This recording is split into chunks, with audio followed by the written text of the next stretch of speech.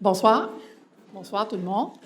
Mon nom est France Dupuis. Alors, en mon nom et au nom de tous mes collègues ici à la Faculté des sciences infirmières, je voulais vous souhaiter la bienvenue.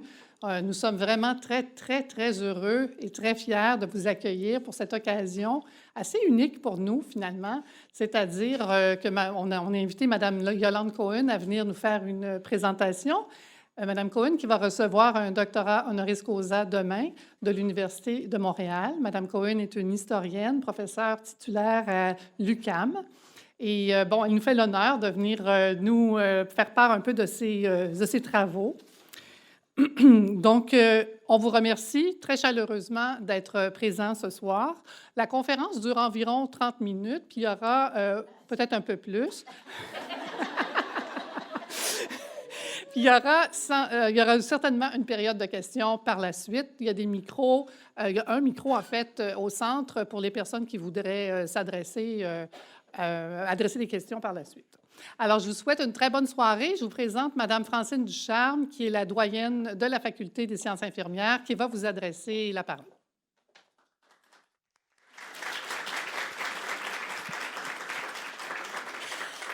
On a une petite différence de grandeur. Alors, bonjour à tous. Bienvenue à la Faculté des sciences infirmières de l'Université de Montréal. Bienvenue à cette conférence qu'on dit publique, qui va être offerte par Mme Yolande Cohen, qui sera demain la récipiendaire d'un doctorat honorifique de l'Université de Montréal. Et notre recteur, M. Guy Breton, lui remettra son doctorat. Mme Cohen, comme disait Mme Dupuis, est historienne, pas infirmière, comme je disais tout à l'heure, professeure titulaire d'histoire contemporaine au département d'histoire de l'UQAM depuis 1990. Elle se démarque par l'excellence de sa contribution à l'avancement du rôle joué par les femmes dans la société québécoise. Ses travaux sur l'histoire des femmes et sur leur contribution à la construction des démocraties sont notoires. Ces travaux ont permis de mieux comprendre les enjeux liés au genre et au care. De façon plus spécifique, Mme Cohen s'intéresse beaucoup à la profession infirmière et nous en sommes honorés.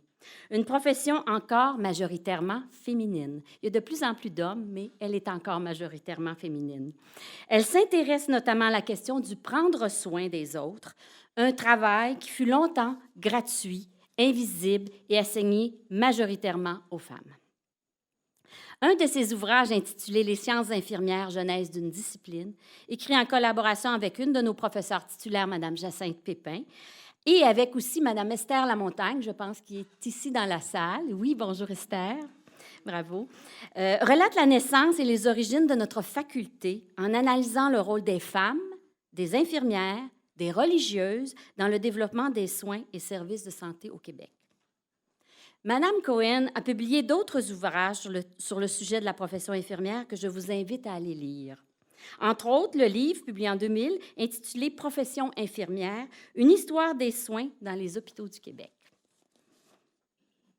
Elle se prononce régulièrement dans les médias sur des causes touchant les infirmières. Son blog dans le Huffington Post a déjà abordé la souffrance au travail et la reconnaissance professionnelle des infirmières. Elle s'intéresse à la professionnalisation des infirmières, à leur formation académique et aussi à la construction de leur identité. Sur le plan académique, elle a été professeure, et là j'en dis un peu plus, Mme Cohen, elle a été professeure et chercheure dans 11 universités prestigieuses, entre autres à Harvard et à Princeton. Elle a été directrice exécutive du Centre de coopération interuniversitaire franco-québécoise à Paris et titulaire de la chaire d'études du Québec contemporain de l'Université Sorbonne Nouvelle, Paris 3. Ceci sans parler de ses nombreuses publications et prix, tels que le prix Hilda Nidby de la Société historique du Canada, qui souligne la qualité d'articles portant sur l'histoire des femmes et des genres. Enfin, l'engagement public de Yolande Cohen est à souligner. Elle s'est illustrée par ses positions sociales d'avant-garde qui soutiennent l'équité entre les femmes et les hommes et mettent de l'avant la vision d'une société plus inclusive et équitable. Elle s'est engagée auprès de plusieurs associations et organisations multiethniques, multiconfessionnelles et a été, entre autres, l'une des cofondatrices du Regroupement des femmes de Montréal. Chevalière de l'Ordre national du Québec, de l'Ordre de la Légion d'honneur de la République française, membre de la Société royale du Canada et présidente de l'Académie des arts, lettres et sciences humaines de cette société de 2012 à 2017, Madame Cohen se démarque par l'excellence de sa contribution. Compte tenu de l'ensemble de ces réalisations, et je n'ai ici que résumé une bien petite partie du travail et d'érudition réalisé par Mme Cohen, le choix de Mme Cohen s'est imposé de soi au sein de notre faculté, de notre conseil, pour l'octroi d'un doctorat honoris causa. L'octroi de cet honneur décerné à Mme Cohen, en plus d'honorer une grande dame, a et aura des répercussions importantes sur la visibilité de notre faculté. Merci beaucoup. Merci. Merci.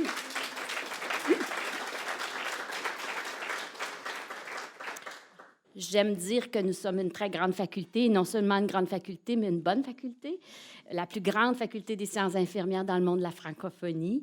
Et des ouvrages comme vous les faites nous aident beaucoup à grandir. Merci beaucoup. Alors, merci pour vos travaux, Mme Cohen. Je vous souhaite de beaux moments avec nous à l'Université de Montréal et je vous remercie de nous offrir cette conférence intitulée « Nursing, travail de care et pouvoir des femmes ». Mme Cohen, la parole est à vous.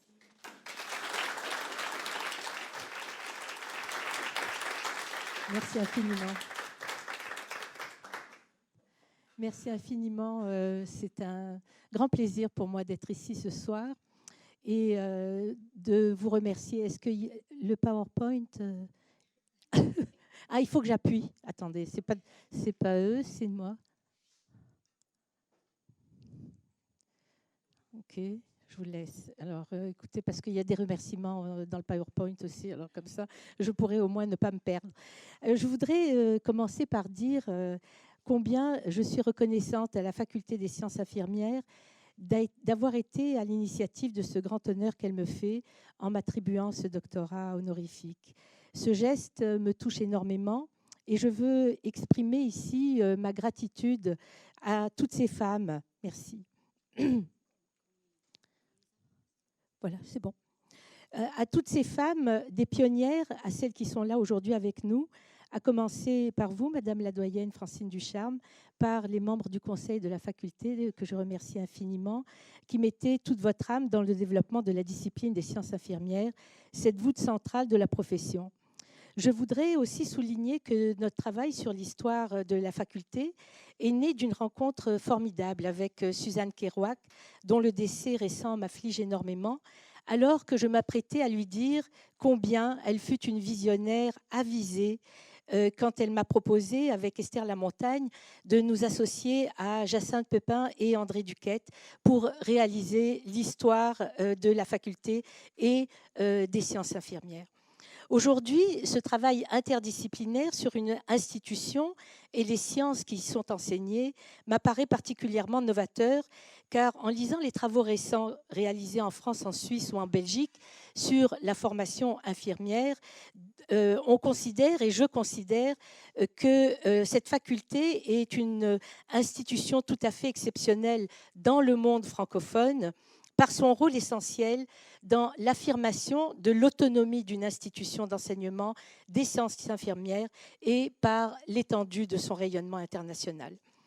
En parlant de cette histoire qui touche de si près l'histoire des femmes, je voudrais ici aborder les questions qui ont émergé au cours de mon enquête sur les soins infirmiers et qui relèvent plus généralement de la place accordée dans nos sociétés au travail de soins, qu'on appelle aussi le care, dont l'histoire des infirmières m'apparaît être un élément central et par bien des aspects annonciateur des grands chamboulements que nous vivons actuellement dans la redéfinition du travail de soins.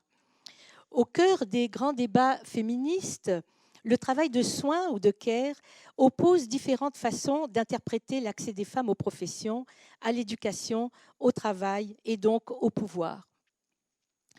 Pour les unes, l'idéologie de la séparation des sphères entre femmes et hommes a permis d'assigner les femmes au travail de soins, invisible et gratuit, dénoncé depuis le début du siècle dernier par des féministes égalitaires comme une construction du patriarcat et de l'asservissement des femmes au pouvoir des hommes. Pour d'autres analystes, les perspectives égalitaires avancées par ces féministes n'ont pas réussi à faire sauter le verrou essentiel de la domination masculine qui fait du travail de soins un domaine essentiellement féminin, encore aujourd'hui. Ainsi, les professions dites féminines ou ghettos d'emploi féminin, sous-payées, sous-évaluées, proviennent du travail de care, encore associé au travail des femmes, entraînant la persistance d'inégalités basées sur le sexe et sur une division sexuée du travail. Or, pour envisager ce type particulier de la domination masculine qui s'exerce dans ces professions, les théoriciennes du care dont je suis considèrent que la revendication égalitaire ne suffit pas et qu'il faut réaliser une véritable révolution, alors des mentalités, révolution culturelle, je ne sais pas comment on pourrait l'appeler, dans l'appréciation du travail de care et de soins à autrui, donc une reconnaissance qui passerait par la valorisation en termes de salaire et de statut d'un travail encore majoritairement réalisé par des femmes. Ce point aveugle de la rhétorique féministe égalitaire, le travail de soins est ainsi resté et demeuré un travail sous-évalué parce que encore majoritairement lié à la position subalterne des femmes dans la société.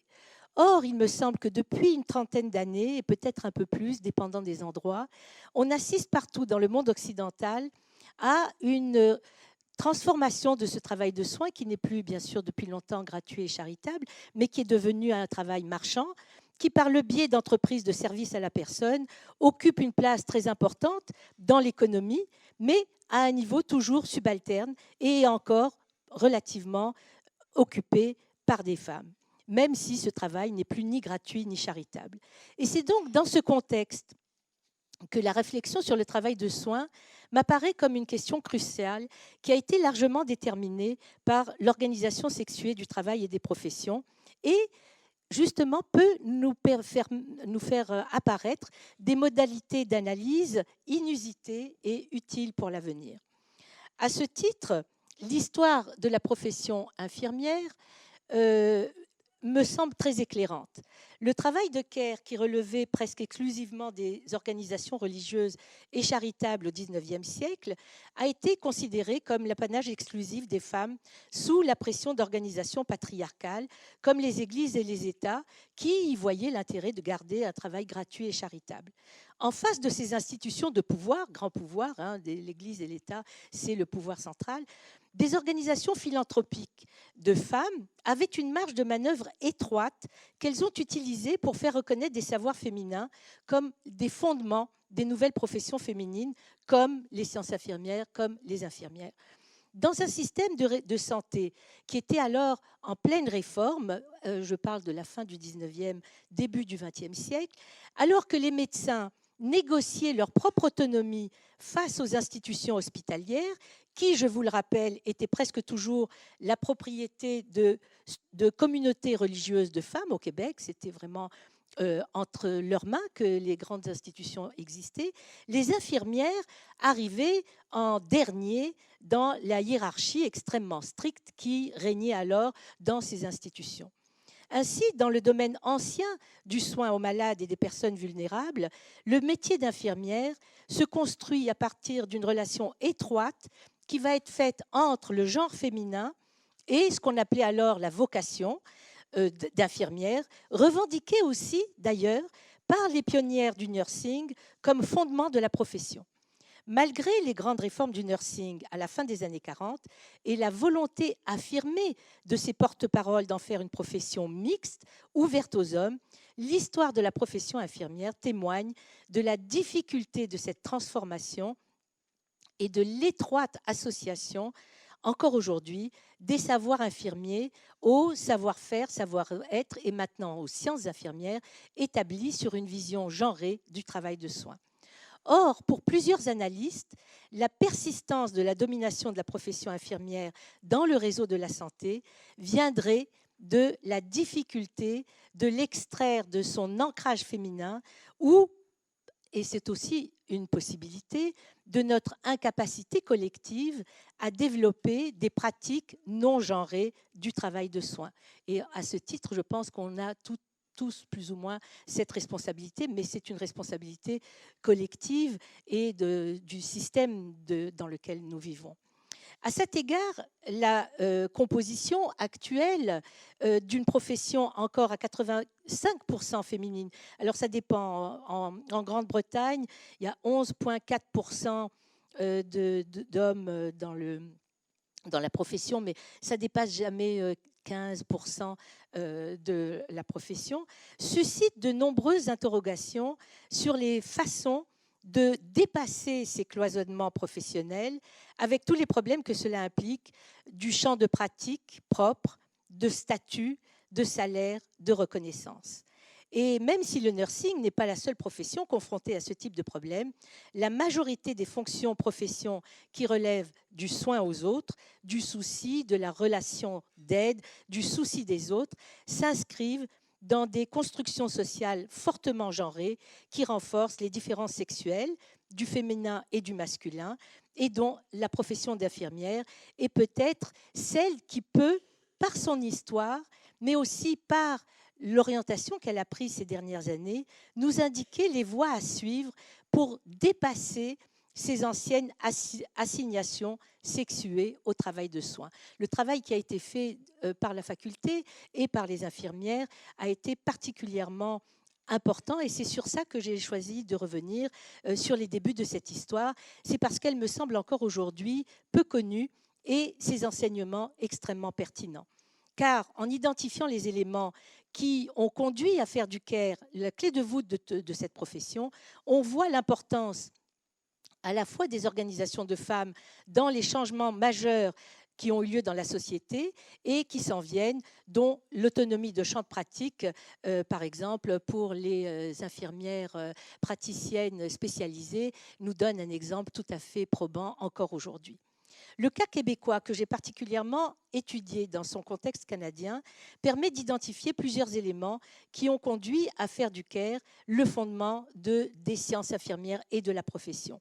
Je retiendrai deux facteurs principaux qui se trouvent à l'intersection des rapports de classe, de genre et d'ethnicité dès le début de cette réforme. L'importance d'un féminisme maternaliste au début du XXe siècle, commun à l'ensemble des organisations de femmes du Canada, et les origines confessionnelles, et ici essentiellement catholiques, des sciences infirmières au Québec, plutôt que protestants au Canada. Et bon, au Québec aussi, la confrontation, on verra, entre les deux modèles est très intéressante. La combinaison de ces facteurs me semble indiquer la persistance d'une ségrégation sexuelle aussi exceptionnelle dans le monde du travail. Alors, revenons rapidement à cette vocation pour les femmes, comment elle s'est développée. C'est au sein du large mouvement philanthropique anglo-protestant actifs dans la plupart des provinces canadiennes, que les principes fondateurs du nursing sont élaborés au Québec par une petite cohorte de femmes. Militant de la première heure de ce mouvement, les pionnières du nursing ont recours à une rhétorique commune pour établir le care comme une base d'une nouvelle profession. Elles parviennent rapidement à imposer un double concept au nursing. Découlant de la charité judéo-chrétienne, le care relèverait tout simplement de qualités attribuées en propre aux femmes seulement, mais ne peut être à pratiquer qu'à la suite d'une éducation formelle acquise dans des écoles spécialisées et sanctionnée par des diplômes. Alors, ce discours va être nuancé selon les régions par des associations aux convictions ethniques et religieuses différentes. Quelques infirmières franco-catholiques au sein du Canada français, pas seulement au Québec, une majorité de femmes anglo-protestantes au Canada anglais, y compris au Québec. L'influence de ces réformatrices marque les étapes préliminaires d'organisation et de l'adoption de nouveaux critères d'enseignement dans tout le Canada. Ces pionnières appliquent bien sûr les préceptes bien compris de Florence Nightingale, une formation spécialisée pour des femmes qui se distinguent par une moralité, qui ont la vocation du soin aux autres et qui veulent acquérir des savoirs techniques et scientifiques pour devenir des infirmières. On ne disait pas à ce moment-là professionnelles, mais pour devenir de vraies infirmières ou, comme on disait ici, de vrais gardes-malades. Ce mouvement, célébré par de nombreuses historiennes comme le moment marquant de la réforme des soins infirmiers et par sa modernisation, parce que c'est comme ça qu'on le voyait, traduit en fait, et c'est mon interprétation, la tentative d'imposer le modèle anglais qui est passé par le Canada anglais et plus précisément le modèle anglo-protestant à travers tout le Canada sur le modèle copié de l'Angleterre. Un des effets de la réforme est précisément d'étendre ce modèle à l'ensemble des provinces grâce à des principes jugés essentiels et véhiculés par ces associations. Alors, de nombreuses écoles voient le jour dans les grands hôpitaux et on est animé d'une détermination scientifique. Et pour eux, le soin devait s'émanciper de ses origines charitables pour devenir une profession séculière détachée de son rapport à la confession, quelle qu'elle soit, ou à la religion. Pour ces réformatrices protestantes surtout, et quelques catholiques, un but des bienfaits de la laïcité, dont on parle beaucoup aujourd'hui, l'orientation professionnelle vise essentiellement à conférer un statut et un salaire à des femmes qui faisaient ce travail bénévolement ou payées de façon aléatoire. Nombreuses sont celles qui se sont impliquées dans ce mouvement de réforme et qui voient l'opportunité pour elles d'ouvrir une carrière à des femmes qui n'auraient pas eu cette opportunité.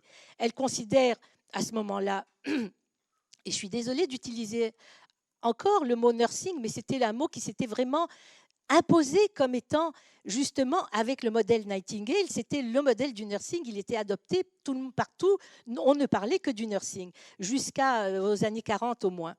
Alors, et évidemment, la façon de mieux s'insérer dans le système médical tel qu'il est, c'est de passer une espèce d'alliance avec les médecins et avec lesquels elles auraient des rapports complémentaires.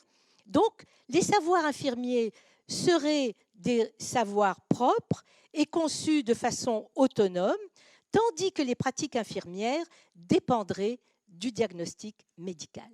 Et donc, on a fait comme ça une espèce de cote mal taillée où on gardait un peu d'autonomie, mais en même temps, on était bien obligé d'avoir l'appui des médecins. Ces savoirs infirmiers deviennent la base des enseignements et de la formation par apprentissage dans les écoles d'infirmières qui étaient à ce moment-là dans les hôpitaux. L'image des rôles complémentaires féminins à ceux des hommes, propre à la rhétorique de la séparation des sphères féminines et masculines, qui était très répandue dans tout le monde occidental, correspond également à cette fonction. Dans ce contexte, la complémentarité n'implique pas ce que nous voyons aujourd'hui comme une subordination, mais plutôt elle correspond à une division sexuelle des rôles entre les hommes et les femmes, entre le masculin et le féminin. Cette question a été longuement débattue par les féministes. Des différences de classe, évidemment, existent entre les pionnières du mouvement philanthropique et hygiéniste, souvent des grandes dames de la bourgeoisie éclairée, et les recrues plus pauvres qui se trouvent contraintes d'adopter le langage moralisant et féminin de leurs bienfaitrices. Cette critique, pourtant, une grande partie de l'historiographie va se construire sur cette division de classe et un peu le rejet de la vision des réformatrices comme des femmes qui n'avaient pas un intérêt vraiment de solidarité, mais plutôt un intérêt à défendre comme femmes de la bourgeoisie.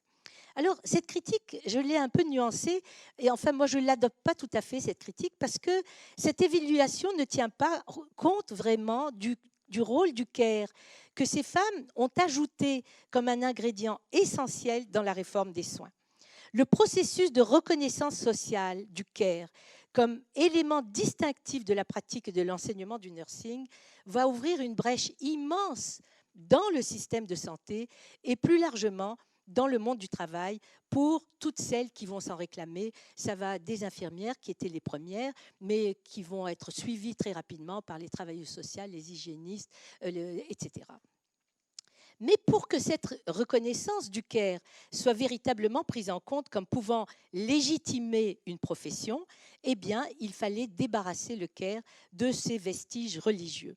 Ainsi, à l'examen du cas québécois, le contexte confessionnel dans lequel les rapports de genre s'exercent montre combien la morale religieuse, particulière à chaque groupe confessionnel, imprègne la construction du travail de soins. Comment il s'imprègne? L'analyse de cette rhétorique des associations est vraiment intéressante parce qu'elle montre à quel point c'est des conceptions qui sont vraiment imbriquées dans les confessions. Aspect confessionnel du care et difficile laïcisation du nursing au Québec. La laïcisation du nursing, souvent qui est considérée comme « ah ben, c'est inéluctable, ça s'est fait, on est passé de la religion à la laïcité », ou étant considérée aussi comme le fruit d'une poussée scientifique, est présentée par nombre d'historiennes comme la pierre angulaire de sa modernisation. Un peu comme on a aujourd'hui avec la loi 21, où on dit, bon, finalement, le Québec, si on veut s'émanciper, il faut qu'il soit laïque. Alors, la modernisation, c'est vraiment attaché à la laïcité. Ainsi, la réforme se présente, dès le départ, comme confessionnellement neutre. L'historiographie, essentiellement anglophone du nursing, reprend cette hypothèse de départ des réformatrices et propose une interprétation de la réforme du début du siècle comme le moment où le nursing rompt avec ses origines confessionnelles pour devenir une profession laïque et séculière. Et donc, il faut savoir pourtant que la laïcité proclamée des réformateurs anglo-protestants était non seulement une version édulcorée de l'idéologie anglo-protestante de régénération sociale, le social gospel, mais aussi que c'était une arme de guerre contre le modèle franco-catholique de soins à qui ces anglophones enviaient sa structure institutionnelle et la toute-puissance de ses hôpitaux. En faisant comme si cette laïcité signifiait l'abolition de références religieuses dans la réforme du nursing, l'histoire du nursing fait l'économie d'une discussion essentielle sur le rôle du protestantisme en tant que facteur déterminant dans la réforme du nursing au début du siècle et dans la conception du care qu'il va promouvoir. Il s'agit donc ici de prendre en compte le facteur religieux comme un facteur important de l'analyse. Et il nous permet aussi de voir qu'il n'y a rien de naturel et rien d'inéluctable dans la modernisation ou la laïcisation du nursing au Québec. Car en assimilant la laïcité à modernité, ce modèle s'approprie l'idée de progrès, reléguant toutes les autres pratiques de soins à des formes traditionnelles et donc rétrogrades. En effaçant son lien avec la religion, il souligne la religion des autres, en particulier des catholiques. Donc le protestantisme, en fait, a vraiment une pratique, et on le voit dans plusieurs autres domaines, pas seulement dans le domaine du nursing. Et c'est pourquoi il me semble indispensable de rétablir les influences réciproques de groupes confessionnels dans la structuration du champ sanitaire, tant au Québec qu'au Canada, où les congrégations d'hospitalières catholiques et protestantes sont omniprésentes. Comment ces deux modèles, qui se sont développés séparément, se sont-ils réformés? Le développement de la science est-il véritablement à l'origine de ces changements? Le processus par lequel s'effectue la domination du modèle anglo-protestant de soins, très peu formalisé puisque essentiellement établi sur les charités privées, va se faire sur les institutions catholiques, est intéressant à analyser. Les historiennes s'entendent pour attribuer au développement scientifique et médical l'origine de la réforme des soins infirmiers au tournant du siècle et attribuer un rôle pionnier à Florence Nightingale. Toutefois, son influence sur le nursing canadien me semble avoir été largement exagérée. Importante au Canada anglais, l'application de ces principes d'éducation, la formation par la pratique et l'importance d'une formation permet de surmonter en effet l'énorme disparité qui existe entre les pratiques traditionnelles de care et celles en vigueur dans l'ensemble du Canada français. Entre les mains des congrégations catholiques d'hospitalières, le système d'apprentissage et de pratique du nursing en faisait un des modèles enviés par tous ses contemporains.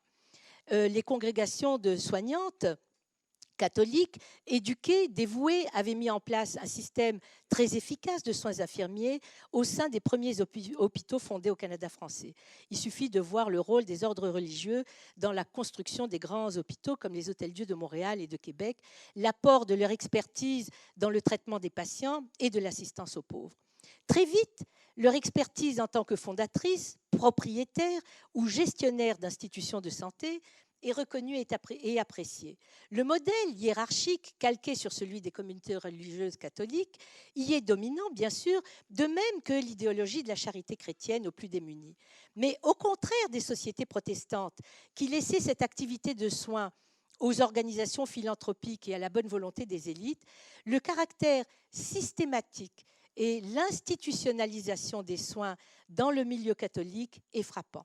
D'ailleurs, certains observateurs contemporains ne s'y trompent pas et considèrent le système de santé mis en place par les congrégations féminines catholiques comme largement supérieur à celui des anglo-protestants, et pas seulement au Québec, mais en Alberta et dans le reste du Canada. L'étendue du réseau mis en place, le pouvoir que les hospitalières y détiennent, la qualité de la formation qui est dispensée leur confère une réputation enviée à travers le Canada jusqu'au tout début du XXe siècle.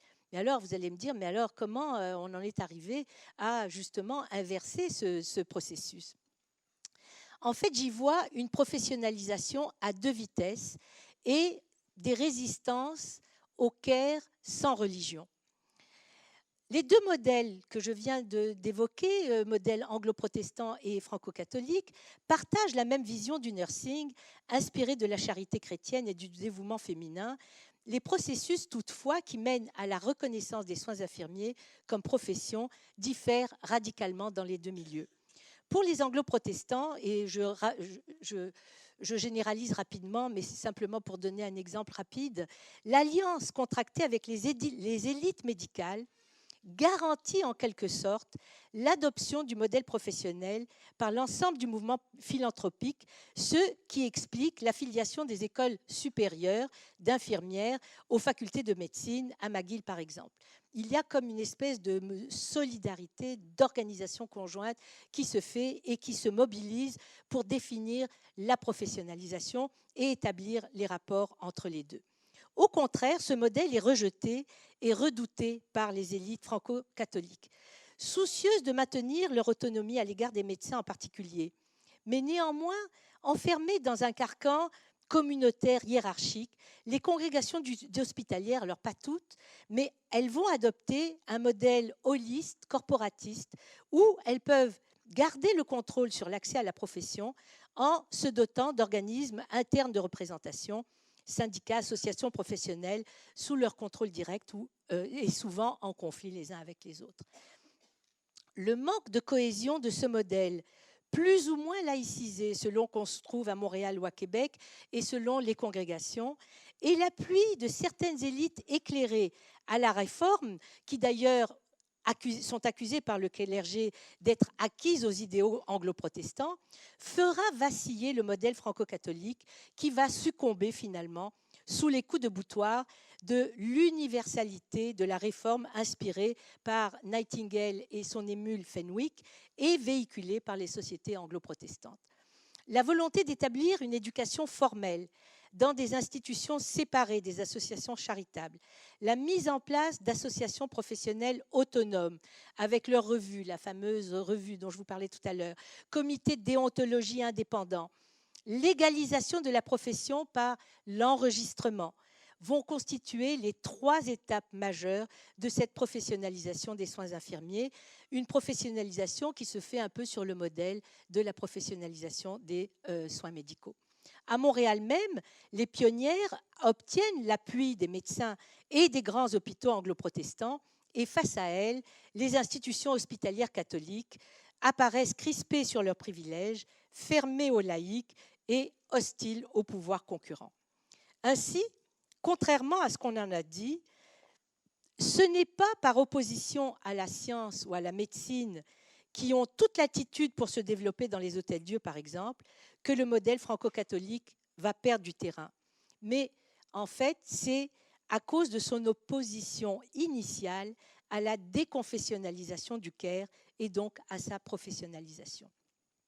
Même à l'hôpital Notre-Dame et partout où les Sœurs Grises tentent d'accompagner le processus de professionnalisation et d'en tirer profit en utilisant le système d'enseignement, elles-mêmes, elles deviennent des infirmières graduées, des doctorats dès les années 30 dans des grandes écoles de nursing nord-américaines qu'elles vont acquérir là-bas.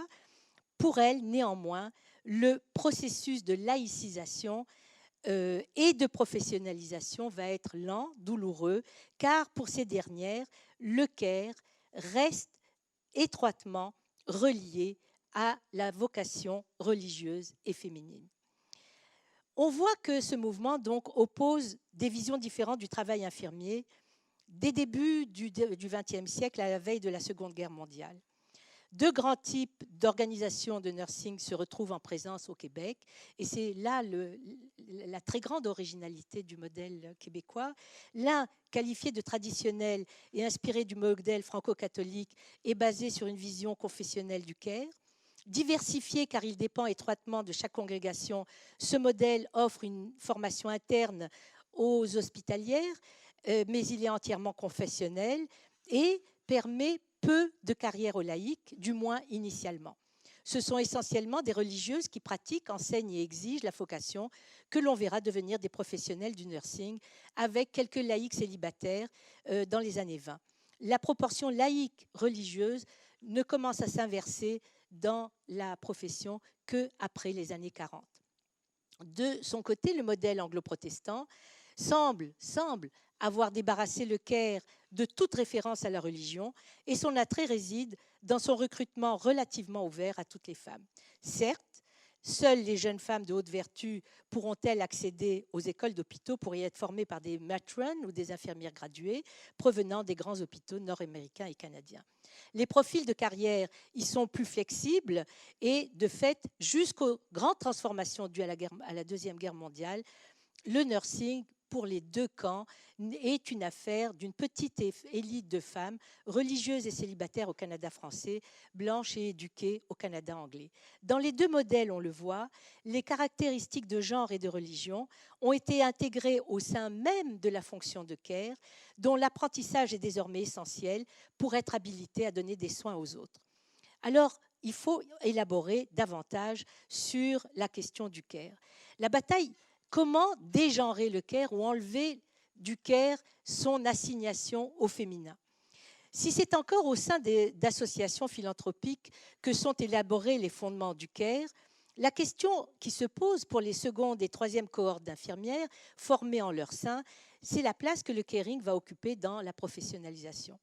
On tente bien de les énoncer autrement, comme des qualités, des compétences qui peuvent être acquises à l'université, qui ne sont pas charitables, qui sont débarrassées du don de soi, mais les principales étapes de ce mouvement de professionnalisation signalent la confrontation à ces questions d'identité de genre.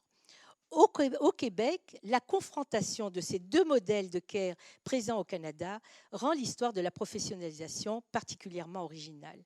Donc, on a vu comment dominer le modèle canadien-français, dominer le modèle canadien-anglais, comment il a réussi plus ou moins à s'imposer, mais finalement, on va voir que en moins de 20 ans, le système multiséculaire, sont donc entre 1920 et 1940, le système multiséculaire de santé mis en place par les congrégations franco-catholiques est ébranlé dans ses fondements. Le tournant scientifique pris par la médecine et la domination rapide de la médecine ainsi que l'intervention progressive de l'État provincial dans le domaine sanitaire et comme instance de régulation vont contribuer bien sûr à transformer le système de santé. Je passe vite parce que je vois que le temps passe. Et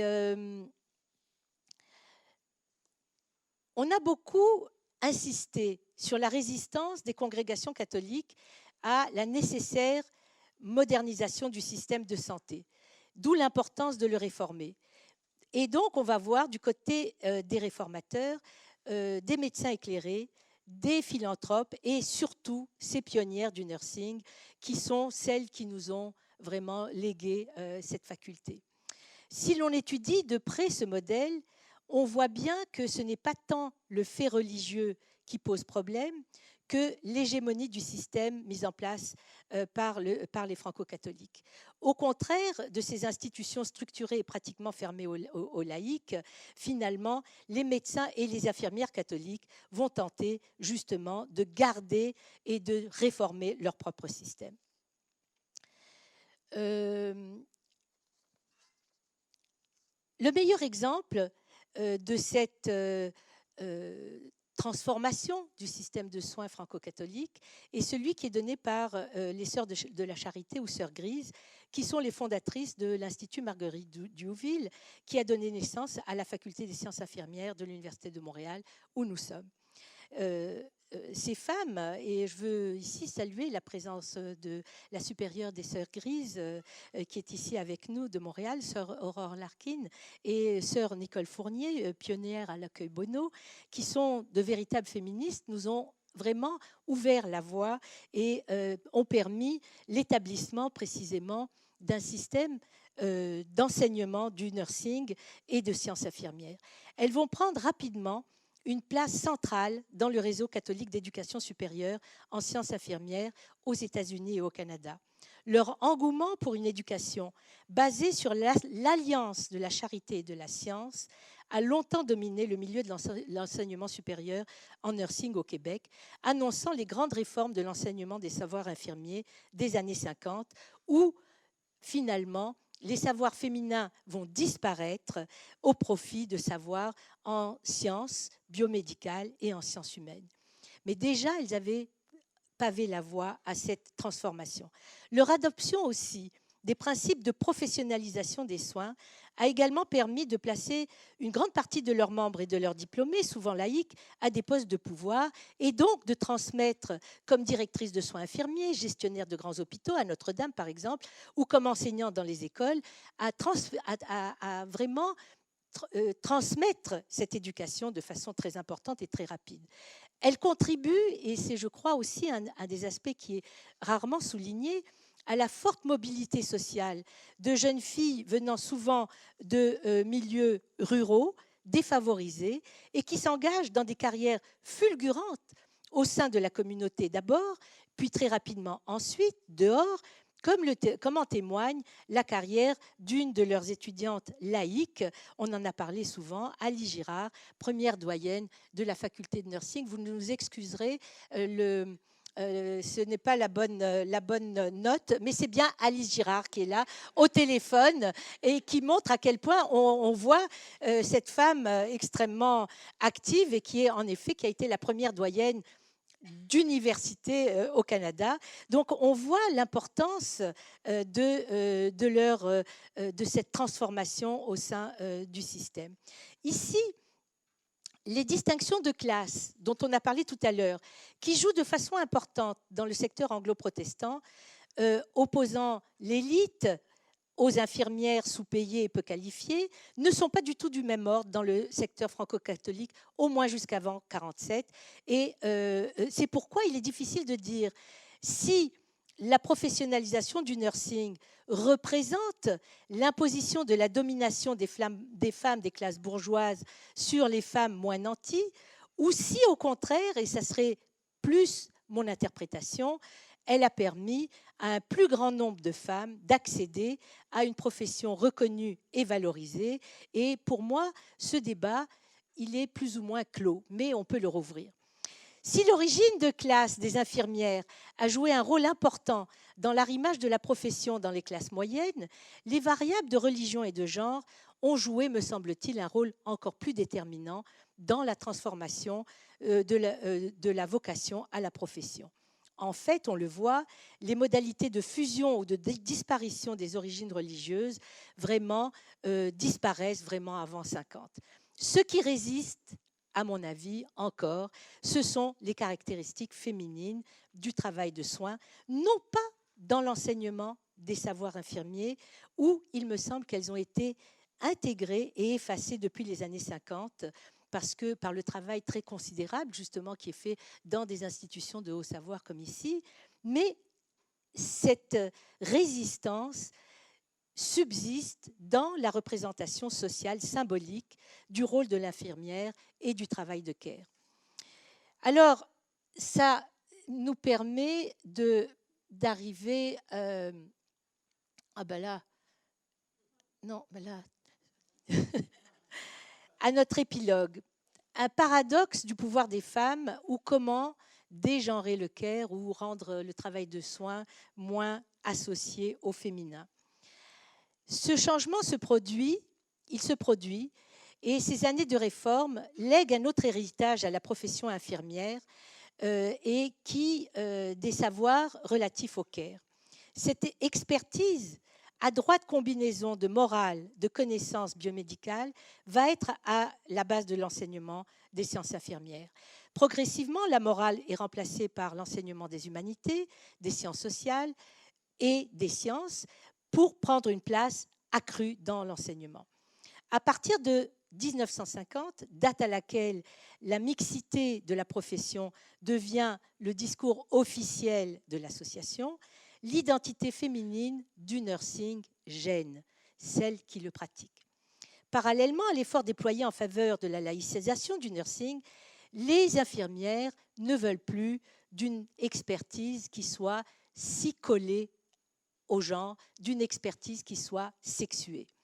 Et c'est vraiment ici, au sein de la faculté des sciences infirmières de l'Université de Montréal, peut-être parce que je l'ai étudié plus particulièrement, mais en tout cas qu'on a découvert et que se développe cet enseignement scientifique basé sur des recherches en psychologie, en sciences sociales, et qui efface les références à la religion et au genre des manuels d'enseignement et des nouvelles théories d'enseignement et de recherche en sciences infirmières.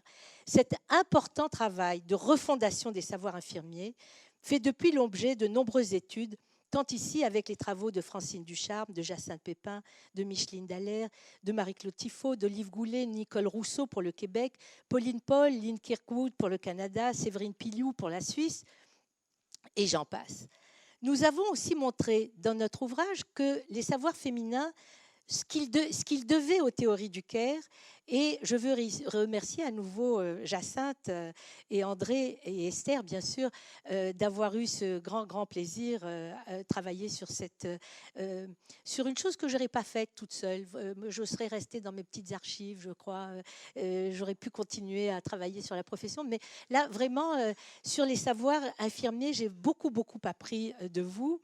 Et si ces travaux montrent bien les différents types de travail, de rapports entre travail, de soins et sciences infirmières, je m'interroge à la suite d'autres historiennes sur la persistance de cette association qui est toujours faite entre travail de soins et travail féminin, malgré tous les efforts de déconstruction de ce rapport qui sont réalisés au sein de la faculté. Pourquoi ? Quelles que soient ces nouvelles définitions et ces nouvelles pratiques, le caring reste-t-il étroitement associé ou aussi étroitement associé au genre féminin, alors que cela n'est plus le cas dans l'enseignement? Alors que la volonté de neutraliser le caractère féminin des sciences infirmières et d'introduire la mixité dans la profession d'infirmière reste encore celle qui est le plus identifiée au genre féminin. Alors, c'est une question que j'ai soulevée parce que j'étais très angoissée par rapport à cette question quand je travaillais là-dessus avec le sociologue Pierre Bourdieu. Il était de passage ici à Montréal, on l'avait invité, et il me dit d'un air docte, parce qu'il était toujours docte, cette forte ségrégation sexuelle, me dit-il, de la profession infirmière est l'effet de la domination masculine. Bon. Voilà, c'est clair. Alors, je me rappelle, moi j'étais là, je lui disais, oui, mais encore, c'est quoi exactement? On le sait que la domination masculine, mais dites-moi plus. Non, on n'est pas allé plus loin. Alors, j'ai lu Cynthia Epstein, et elle dit, ce processus de ségrégation professionnelle se reproduit et se consolide parce qu'il est établi, et elle reprend le terme de Bourdieu, d'habitus, sur les formes de... les habiletés, bon, en tout cas, et sur les représentations genrées. Elle dit gender boundaries. Elle dit c'est des représentations genrées qui se perpétuent, quel que soit l'effort qu'on fait pour les transformer. Alors, quel que soit, on pourrait dire, c'est vraiment triste. Est-ce que tous les efforts qu'on fait pour désenclaver le nursing du féminin, que ce soit en prônant la reconnaissance de cette contribution, en tâchant de la faire reconnaître comme un service neutre, en essayant de transformer le care, peut-être une des voies, peut-être que je vous livre comme une réflexion de fin de conférence, peut-être aussi, pourrait-on dire, avec Joan Tranto, qui est une philosophe moraliste américaine, qui a beaucoup travaillé sur le care et sur la morale du care, que tant que la société dans son ensemble ne valorise pas le travail de soins, il ne peut y avoir d'autre issue que cette ancienne assignation du care aux femmes. Pour que ce changement advienne, la valorisation sociale du care comme valeur commune, non identifiée à un genre, et surtout pas au genre féminin, pourrait peut-être aussi faire sortir le nursing de cette impasse. Nul doute que cette démarche, où la compassion n'est pas seulement une commodité ou un service professionnel, mais aussi une valeur partagée et reconnue par l'ensemble de la société, peut-être que nous sommes là au cœur du questionnement contemporain sur la division sociale du travail et de l'équité dans les rapports entre les hommes et les femmes. Car si le care comme soin aux autres est encore massivement dominé par les femmes, dans le marché du travail rémunéré ou domestique et gratuit, on peut se demander si nous ne sommes pas déjà dans une ère nouvelle qui annoncerait peut-être une morale commune, profane, dépourvue d'ancrage dans des identités de genre fixes.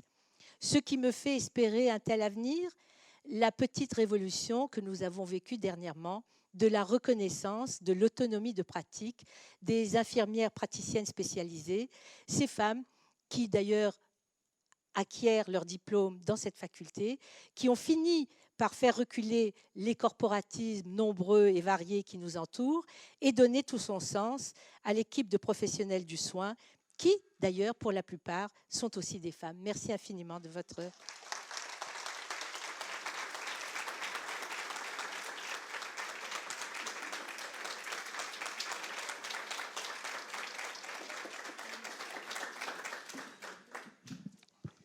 Alors, J'ai mon merci.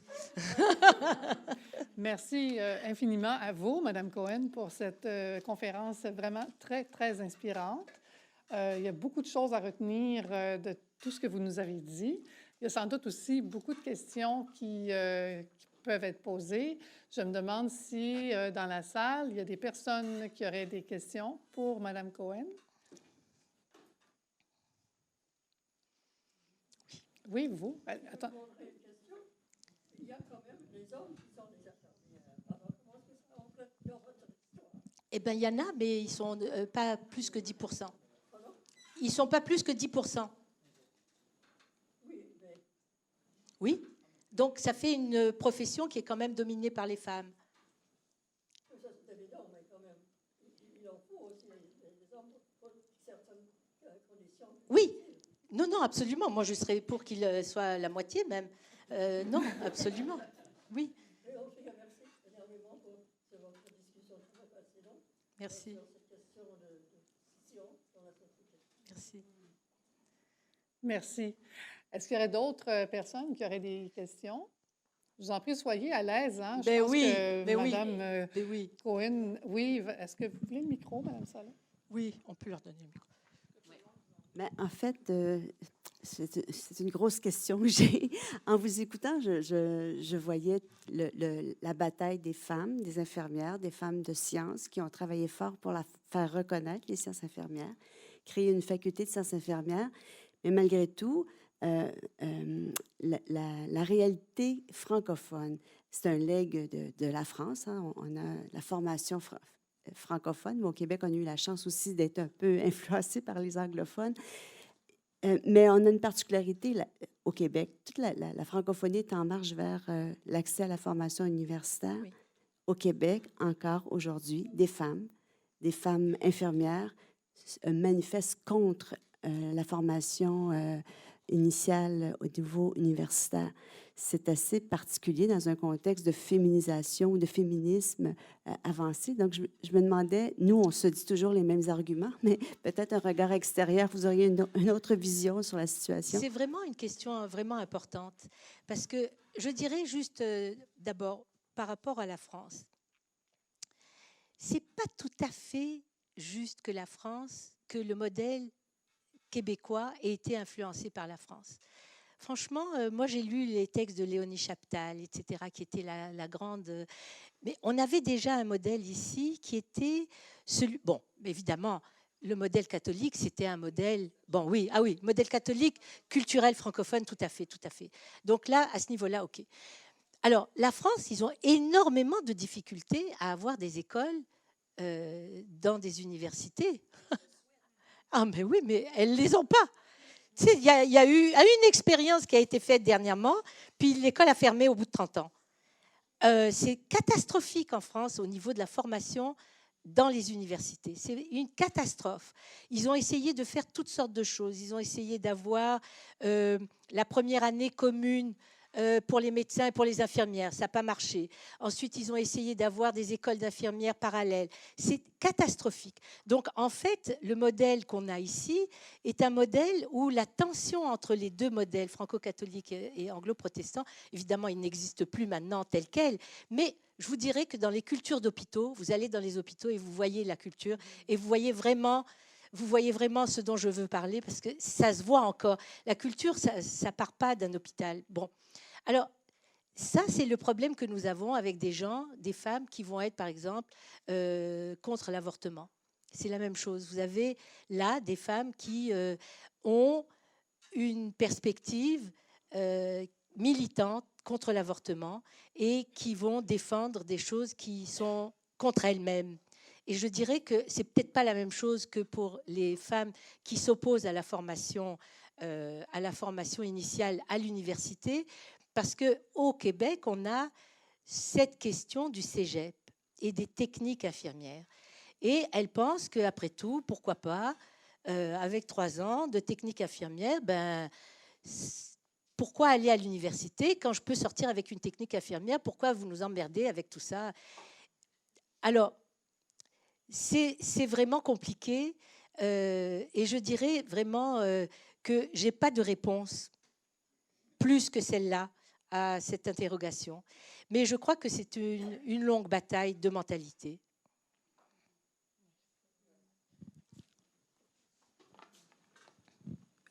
Madame Cohen, je vous remercie infiniment de votre conférence qui nous amène beaucoup à réfléchir.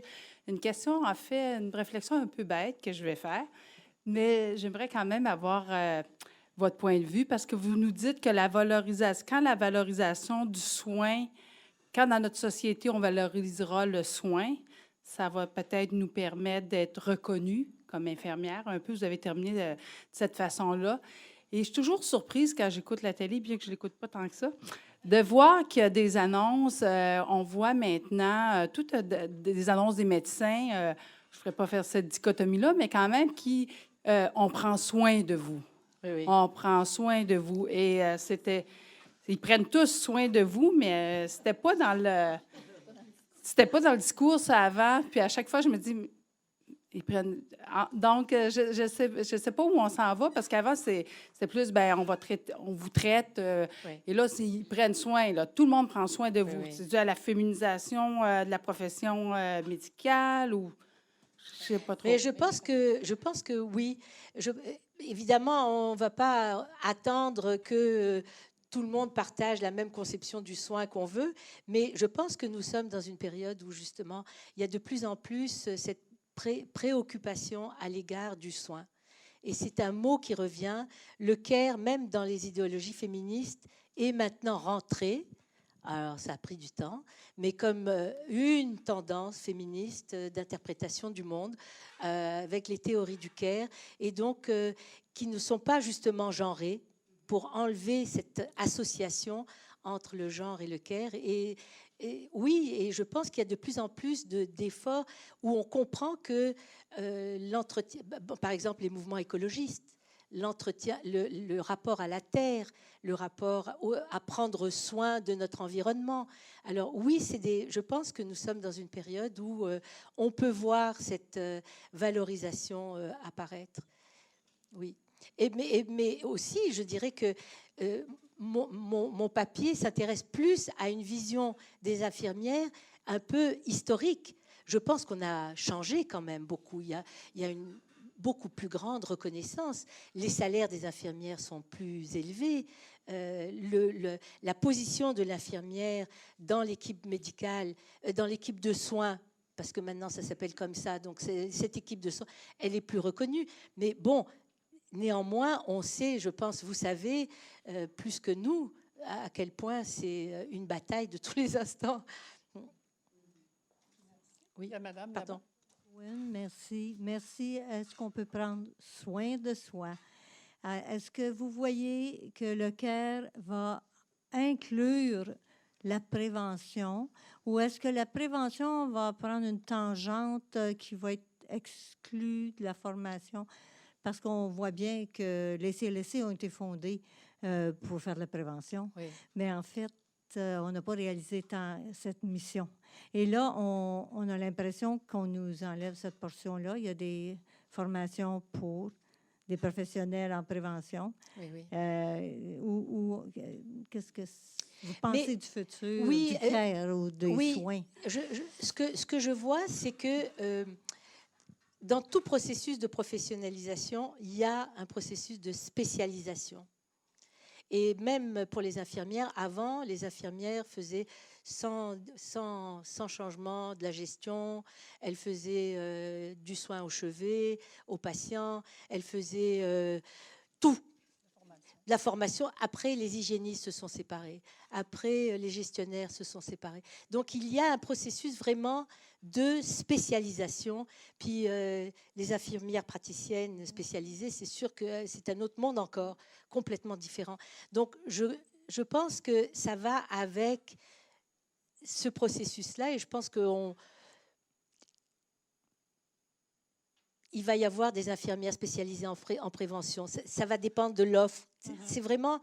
Je ne pense pas que ce soit quelque chose qu'on nous enlève ou qu'on vous enlève. Je pense que c'est un processus un peu... oui, de spécialisation. Alors évidemment, quand on a fait tout et puis que là, soudain, on ne le fait plus, ben, c'est une perte. Mais peut-être que ça ne l'est pas non plus. Enfin, c'est comme ça que je le vois. D'accord, merci.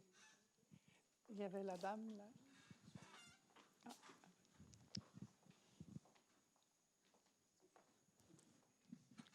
Bonjour. En fait, je voulais revenir sur le point que certaines infirmières sont un peu résistantes à une formation à l'université. En fait, j'ai un baccalauréat en sciences infirmières d'ici, mais selon certains collègues, de ce que je parle avec eux sur les unités, il y a certaines infirmières qui ne voient pas la plus-value d'une formation universitaire nécessairement, des infirmières issues d'une formation technique de cégep. Peut-être, selon moi, je trouve excusez-moi. Puisque selon moi, il y a certains postes de gestion, de coordination qui sont déjà comblés, qui sont déjà assez rares dans les milieux de soins, dans les centres hospitaliers. Puis, les seules opportunités que les infirmières voient, c'est vraiment les soins au chevet du patient, les soins avec les patients. Donc, elles se trouvent déjà assez très compétentes avec une certaine expérience puis une bonne formation au cégep qu'elles ont reçue. Donc, elles ne voient pas vraiment comment elles pourraient améliorer les soins qu'elles peuvent avoir. Elles ne savent pas qu'est-ce qui est offert en plus à l'université. Puis peut-être qu'elles se disent qu'à l'université, ça pourrait nous emmener à des postes un peu plus, je ne sais pas, de gestion, de coordination, mais finalement, au bout du compte, ces postes-là sont déjà comblés, puis c'est très difficile de les avoir. Donc, peut-être, selon moi, c'est un peu ça. Donc, elles se trouvent déjà très, très compétentes et très bonnes. Donc, elles se disent que pourquoi continuer, me casser la tête pour quelque chose que je vais continuer à faire la même chose.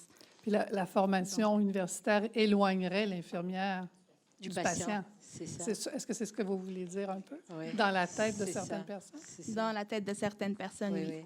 Puis c'est vrai que maintenant, tout ce qui est offert, par exemple, des infirmières conseillères en soins infirmiers, des infirmières de liaison, c'est tout. Elles sont toutes offertes à des infirmières cliniciennes et plus. Donc, Oui. les infirmières, voilà. Merci. Ah, je m'excuse, il y a deux autres. Je fais un peu suite au discours de tantôt parce qu'on parle de l'ensemble des professions qui nomment des valeurs, des concepts pour lesquels les infirmières ont toujours travaillé, donc prendre soin des autres.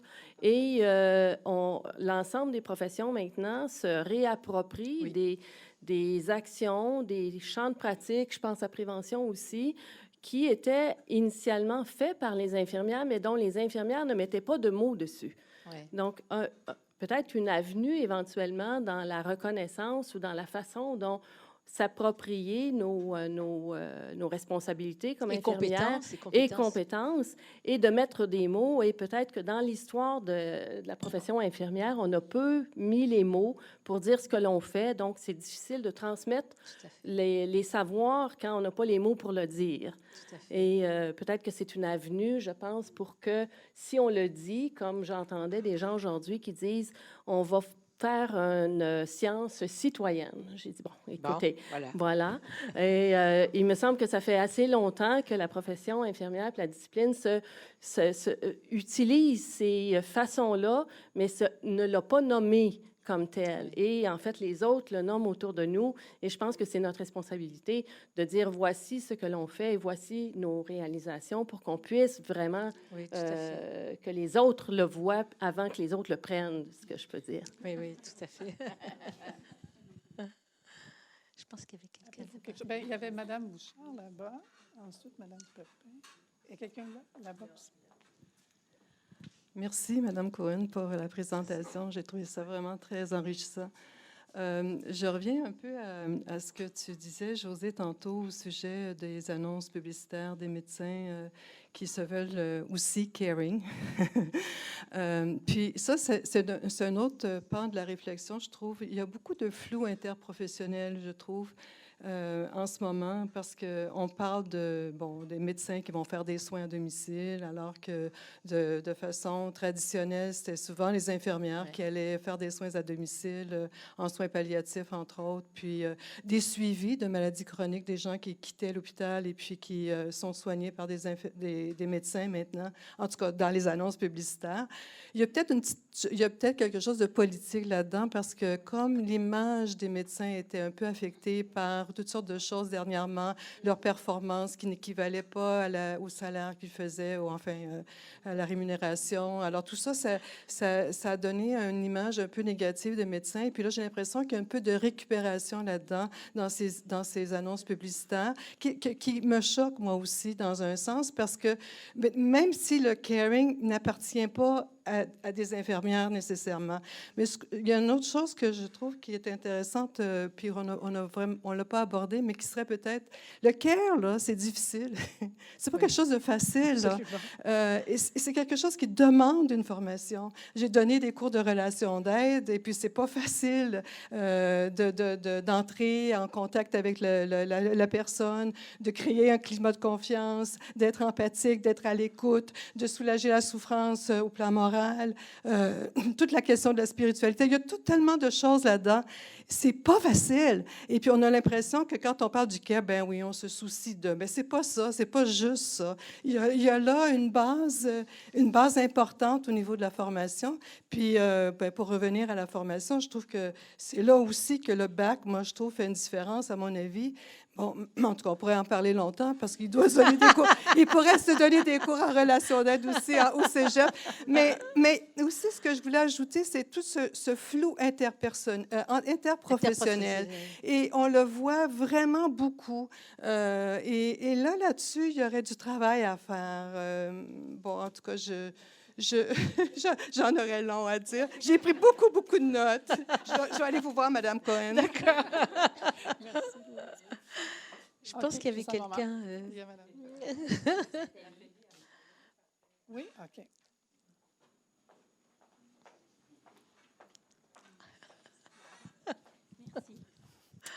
D'abord, merci beaucoup pour cette conférence. C'était vraiment super intéressant. Moi, je me demande, ça revient un peu à des questions qui ont déjà été posées. Je ne sais pas si vous avez les réponses, là. On sait que vous êtes une experte dans le domaine, mais je trouve ça intéressant, votre perspective d'historienne sur les différents événements qui ont marqué les sciences infirmières. Moi, j'ai eu la chance, grâce, entre autres, à vos travaux, d'examiner un peu l'histoire infirmière à côté de l'histoire du mouvement féministe. Et ce qui a été frappant pour moi, c'est qu'il semble clairement y avoir une espèce de schisme, surtout, même dès le début de la première vague, surtout autour de la question du droit de vote des femmes. Oui. Ce qui est quand même intéressant parce que les premières femmes à avoir le droit de vote au Canada, c'était les infirmières. Oui, oui, tout à fait. Et elles se sont carrément... Ou le leadership formel, si on veut, des infirmières s'est retiré de la lutte ou n'a jamais vraiment fait partie de la lutte pour le suffrage universel. Ça a été la même chose autour du droit à l'avortement, de la contraception. Il y avait beaucoup de femmes qui étaient infirmières qui faisaient partie de ces mouvements-là, mais le leadership infirmier était très frileux à l'idée de s'embarquer dans quoi que ce soit comme ça. Et là, on le voit aujourd'hui, on était du mauvais côté de l'histoire avec ces luttes-là. Fait que je me demande si aujourd'hui, il n'y aurait peut-être pas des pas à faire en termes de se réapproprier un peu le féminisme, étant donné qu'on est une profession en majorité féminine, mais aussi pour pouvoir profiter des fruits que le féminisme a amenés aux femmes. Parce que je constate que des fois, j'ai travaillé longtemps dans des hôpitaux, il semble y avoir un décalage entre les droits des femmes, puis plus particulièrement des infirmières, une fois qu'on a mis le pied dans un hôpital, puis quand on ressort. Oui. Donc, je pense que peut-être ça pourrait être quelque chose qui pourrait grandement contribuer à continuer à nous faire avancer dans la bonne direction. Mais c'est une question fondamentale. Vraiment, je racontais tout à l'heure à quel point, quand j'avais commencé mon enquête, c'était difficile de faire travailler des jeunes étudiants dans les années 80, très féministes, sur des questions comme le dépouillement de la garde malade canadienne-française. Mais je pense qu'on est dans une période, je ne sais pas Magda ce que tu en dirais, mais en tout cas, je lance ça, dans une période de réévaluation pas seulement du travail infirmier, mais de la nature des mouvements féministes qu'on appelle de la première vague. Parce qu'en fait, on se rend compte que celles qui étaient pour le droit de suffrage, c'était une toute petite minorité. Et cette petite minorité défendait un féminisme égalitaire, mais en tout cas, moi, de ce que je comprends de cette période, j'ai beaucoup travaillé sur cette période-là, et c'est vraiment une question qui me préoccupe énormément. En fait, durant cette période-là, les groupes sont mélangés. Ce que j'appelle les mouvements maternalistes, c'est-à-dire toutes celles qui pensent le care comme une histoire de femmes. Et les groupes égalitaires, ceux que j'ai présentés au début comme étant justement opposés, parce qu'ils avaient peur de l'essentialisation du féminin, etc., travailler ensemble. Avant la Première Guerre mondiale, c'était vraiment... C'est pour ça que tout ce monde était... À la Fédération Saint-Jean-Baptiste, tout le monde était ensemble. Vraiment, quand elle est créée en 1907, on a des anglophones, des francophones, des féministes, des maternalistes, des égalitaires, des radicales. Tout le monde était ensemble. Alors, ça ne va pas durer longtemps. Et c'est sûr qu'elle se divise sur la question du vote, déjà en 14, mais sur la question du vote avant même, et lorsque francophones, anglophones se divisent sur la question du vote. Mais est-ce que c'est le seul mouvement féministe ?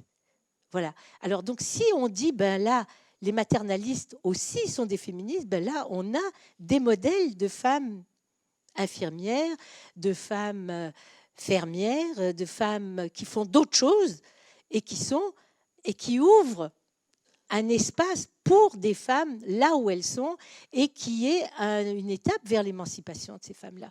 Et alors, la question évidemment de l'avortement, moi j'ai eu des bagarres mais épiques sur l'affaire de l'avortement, parce que pourquoi est-ce que ces femmes-là sont contre l'avortement? Pourquoi elles sont contre le droit de vote? Si tu penses qu'elles sont féministes, comment tu peux penser que ces féministes-là, elles seraient... tu ne peux pas dire ça. Et donc, je me suis fait engueuler, mais vraiment. Mais moi, je pense qu'il n'y a pas que 2 critères sur lesquels on peut s'appuyer. Et donc, je crois qu'il faut réviser ces questions-là. Et à ce moment-là, on va les voir, ces infirmières apparaître. Oui, merci. On va prendre, parce que le temps file. Mais hein. Jacinthe, elle voulait poser Oui, une il y a question. Vous Jacinthe, ne pouvez puis il y a la une frustrer. madame là-bas en bleu aussi. Alors, c'est ça, on va prendre 2 autres questions.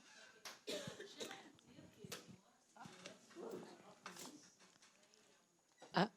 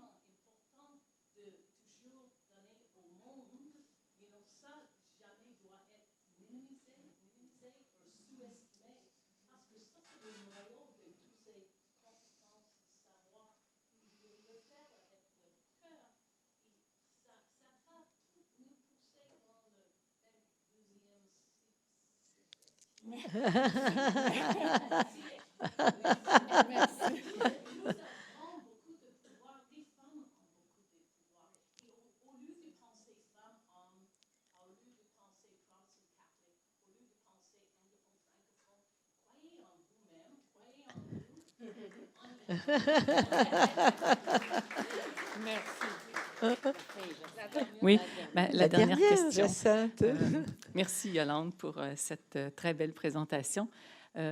Les étudiants au niveau des cycles supérieurs en général, il y a un noyau d'étudiants très intéressés par l'histoire des sciences infirmières.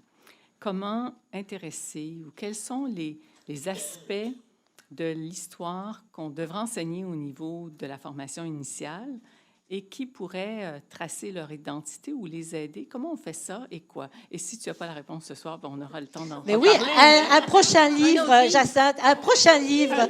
Oh my God, quelle question! On va demander à Esther de venir retravailler avec nous. Oui, c'est une bonne question. C'est une bonne question. Moi, j'aimerais bien que les gens apprennent toute l'histoire parce que c'est tellement fondamental. Mais en effet, l'histoire des femmes, c'est sûr, l'histoire des femmes, c'est vraiment tellement relié à la professionnalisation. L'histoire des féminismes, l'histoire des femmes, mais c'est vraiment tellement, tellement lié. Les différents moments. Je commencerai par ça, oui. Juste pour une petite idée. Hein. Merci à vous, infiniment. merci à vous merci tous à vous. aussi. J'inviterai Mme Ducharme à prononcer le mot de la fin. Qu'est-ce que je dis là? Oui. Alors, on a eu droit à une magnifique conférence avec beaucoup de générosité de Mme Cohen qui s'est donnée à plein pour nous dresser, puis je pense qu'il y en aurait encore à dire beaucoup. On pourrait la réinviter certainement pour faire la suite. Je pense que c'est une bonne idée, ou de travailler avec nos étudiants au cycle supérieur, même nos bachelières. Je pense qu'ils ont besoin d'avoir des notions d'histoire. Alors, merci infiniment. J'aimerais ça qu'on se lève et qu'on applaudisse Mme Cohen et qu'on va lui offrir un petit cadeau.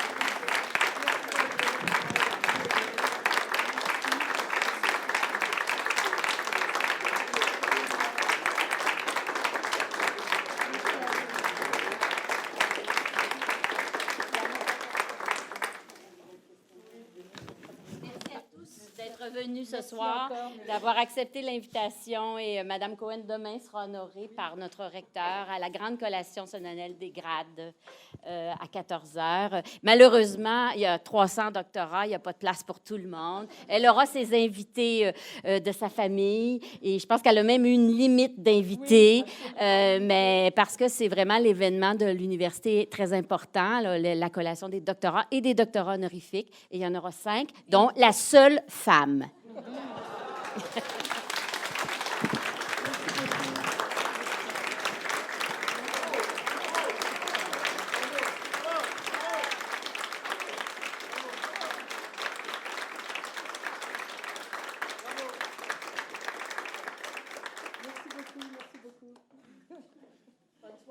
Bonne soirée.